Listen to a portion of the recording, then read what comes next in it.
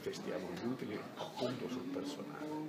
Ci aspettiamo che il personale ci aiuti a migliorare ancora di più i servizi che eroghiamo.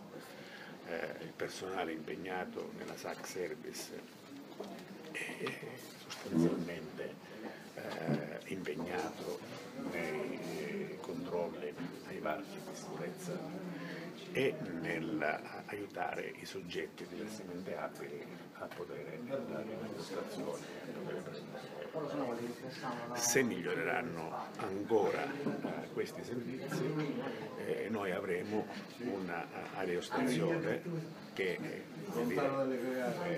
sarà un biglietto da visita per chi arriva e sarà un punto d'accoglienza per quei passeggeri che scelgono di muoversi utilizzando l'aeroporto di Catania e naturalmente anche per le compagnie che dovessero avere l'interesse a lavorare con l'aeroporto di Catania.